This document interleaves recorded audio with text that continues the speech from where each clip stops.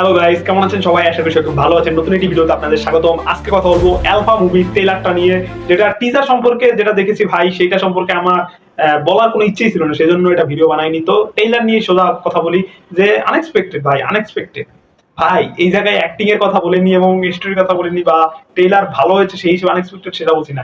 Teaser এলো কয়েকদিন ভাই এবং সাথে সাথে ট্রেলার দিয়ে দিয়েছে ভাই। এটা কি রকম আনএক্সপেক্টেড সেটা আমি বলেছি। অ্যালফা টেইলার কি বলবো, তারা কাস্ট বলেনি ভাই, কাস্ট তো দামদার ভাই, কাস্টের টান নেই ভাই। এত এত অ্যাক্টর অ্যাক্ট্রেসকে নিয়েছে, শারবারি বলো, আলিয়া ভাট বলো, এবং ঋত্বিক রোশন বলো, এবং তোমার অনিল কাপুর বলো, ববি দেওল বলো, ভাই কাস্টের টান নেই। এখন বলতে পারো ভাই স্পয়লার দিয়ে দিয়েছে যে ভাই ঋত্বিক রোশন না, ভাই ট্রেইলারে কিন্তু তোমার ঋত্বিক রোশনকে দেখা গেছে ভাই। এটা আমাদের চোখ ফাঁকি দিতে অসম্ভব। ট্রেইলারে দেখিয়ে দিয়েছে ভাই ক্যামিও রোলের জন্য যে ঋত্বিক রোশন দিবে, সেই ক্যামিওটাও দেখিয়ে দিয়েছে যে এটা।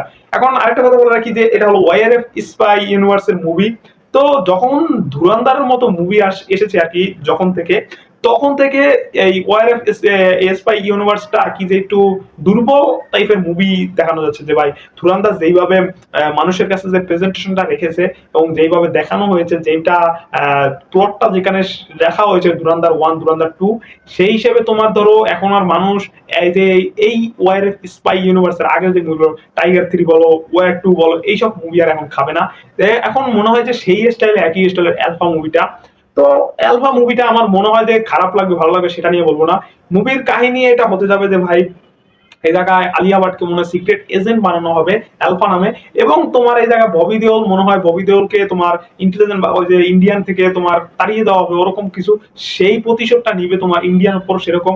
এখন ভাই ইন্ডিয়া পাকিস্তানের যে জায়গায় বা কোনো কানেকশন আছে কিনা বা কোনো পাকিস্তানের বিষয়ে দেখানো হবে কিনা সেটা তো জানি না, কিন্তু তোমার এই জায়গায় মুভির আমার মনে হয় মুভিটা যদি হিট করাতে হয়, এই যে ওয়াইআরএফ স্পাই ইউনিভার্সে যে হিট করাতে হয়, তাহলে তোমার মুভির প্রেজেন্টেশন ভালো লাগবে।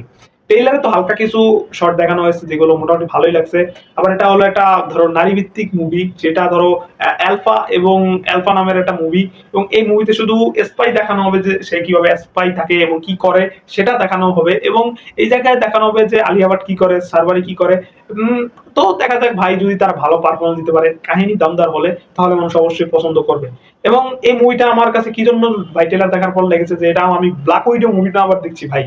যেরকম ব্ল্যাক উইডোতে যেরকম মুভিটা দেখছিল, ওরকম সারবারিয়ান আলিয়া ভাটের যে ফাইট সিকোয়েন্স সেটা আবার মনে পড়ে গেল ব্ল্যাক উইডো মুভিতে। মনে হয় সেরকমই কাহিনী এরকম।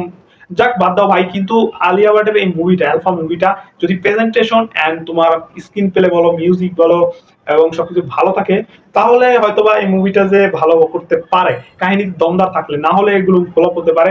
এবং আরেকটা কথা বলে রাখি যে ওয়ার স্পাই ইউনিভার্সের এই মুভিটা যদি ফ্লপ খায়, তাহলে তাদের ঘন্টা পুরো বেজে গেছে, মনে করো অবস্থা পুরো টাইট। কারণ ভাই ধুরন্ধর পার্ট 1-2 পর এই স্পাই ইউনিভার্সটা একটু দুর্বল হয়ে পড়েছে, যেটাকে তোমার দাঁড় করাতে হলে অবশ্যই একটা হিট মুভি দেওয়া লাগবে। এবং আমি এক্সাইটমেন্ট বেশি যে এই জায়গায় ঋত্বিক রোশনের ক্যামিওটা কিভাবে দেবে, কি